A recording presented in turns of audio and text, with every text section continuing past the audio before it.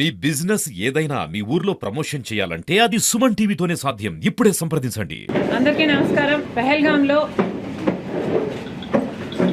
జరిగిన ఉగ్రవాదుల దాడిలో దాదాపు 30 మంది మరణించారు. అండం కంటే కూడా చంపేశారు. అండమే సబబ్. వారిలో ఒకరు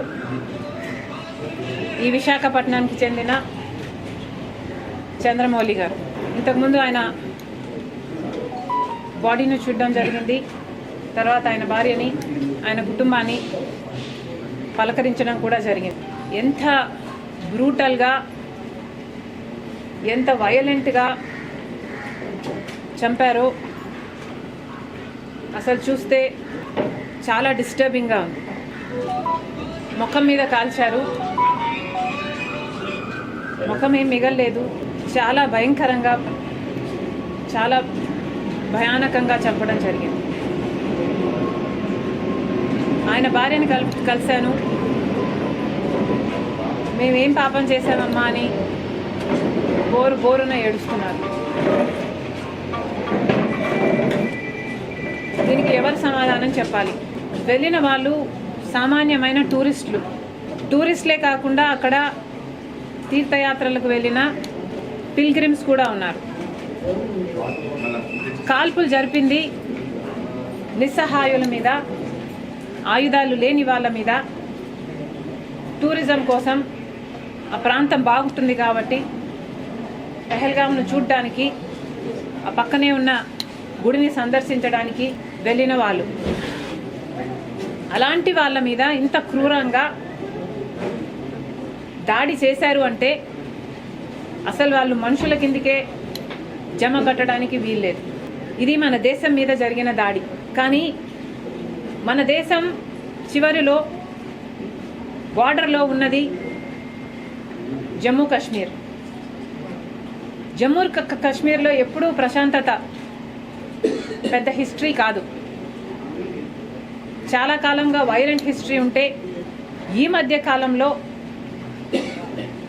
మోడీ గారు ఇక్కడ శాంతి భద్రతలు చాలా బ్రహ్మాండంగా ఉన్నాయి అని ప్రజలను నమ్మించడానికి అక్కడ అడ్వర్టైజ్మెంట్స్ కూడా మోడీ గారే స్వయంగా టూరిజం చేస్తున్నట్టుగా ఒక క్యాంపెయిన్ లాగా నడిపితే జమ్మూ అండ్ కాశ్మీర్ ప్రశాంతంగా ఉంది అని ఇంతమంది టూరిస్టులు, దాదాపు సంవత్సరానికి 2.5 కోట్ల మందేమో టూరిస్టులు వెళ్ళే పరిస్థితికి ఇప్పుడు జమ్మూ అండ్ కాశ్మీర్ చేరింది. మరి అలాంటి ప్రాంతంలో, మన బార్డర్లో ఉన్న ప్రాంతం, ఎంతోమంది అమాయకులు టూరిజం కోసం, పిల్గ్రిమేజ్ కోసం వెళ్తున్న ప్రాంతం. మరి అలాంటి ప్రాంతంలో సెక్యూరిటీ ఎలా ఉండాలి? కానీ సెక్యూరిటీ ఎలా ఉంది? దీన్ని సెక్యూరిటీ బ్రీచ్ అనక మరి ఏమనాలి? సెక్యూరిటీ ల్యాప్స్ అనక మరి దీన్ని ఏమనాలి? అంతమంది టూరిస్టులు వెళ్ళే ప్రాంతంలో కూడా కాల్పులు జరిపాక 15 నిమిషాల వరకు అసలు ఆర్మీ రాలేదు. అంటే వాళ్ళు ఎంత దూరంలో ఉండాలి? అంటే నిఘా వ్యవస్థ అక్కడ లేనే లేదు. ఒక కన్ను వేసి ఉంచే వాళ్ళు అక్కడ లేనే లేరు. ప్రొటెక్షన్ కోసం ఉండాల్సిన సెక్యూరిటీ కూడా లేరు. దీన్ని ఏమనాలి? దీన్ని సెక్యూరిటీ ల్యాప్స్ అనక, సెక్యూరిటీ ఫెయిలియర్ అనక దీన్ని ఏమనాలి? మరి దీనికి కారణం ఎవరు? ఇంతమంది చనిపోయారు అంటే ఈరోజు యాక్సిడెంట్లో చనిపోయారా? ఉగ్రవాదాన్ని కంట్రోల్ చేయాల్సిన బాధ్యత ప్రధానమంత్రికి, హోంమంత్రికి, అమిత్ షా గారికి లేదా? ఈరోజు అధికారంలో ఉన్నది బీజేపీ పార్టీ. మరి అలాంటి బీజేపీ పార్టీ, మేము చౌకీదారని చెప్పుకుంటున్న బీజేపీ పార్టీ మరి ఈరోజు దేశానికి చేసింది ఏమిటి? ఈరోజు ఇంతమంది అక్కడ చనిపోయారు అంటే దానికి కారణం బీజేపీ ప్రభుత్వం కాదా? సెంట్రల్ గవర్నమెంట్ కాదా? మోడీ గారు కాదా? అమిత్ షా గారు కాదా? మోరల్ రెస్పాన్సిబిలిటీ వహించి ఈరోజు మోడీ, అమిత్ షా గారు రాజీనామాలు చేయాలని, రిజిగ్నేషన్ ఇవ్వాలని మేము డిమాండ్ చేస్తున్నాం. దేశమంతా ఈరోజు దాడి జరగబోతుంది అంటే ఇంటెలిజెన్స్ లేదా అని అడుగుతున్నారు. ఇండియన్ ఇంటెలిజెన్స్ ఏమైనట్టు అని అడుగుతున్నాం. ఇది ఇంటెలిజెన్స్ ఫెయిలియర్ కాదా అని అడుగుతున్నాం.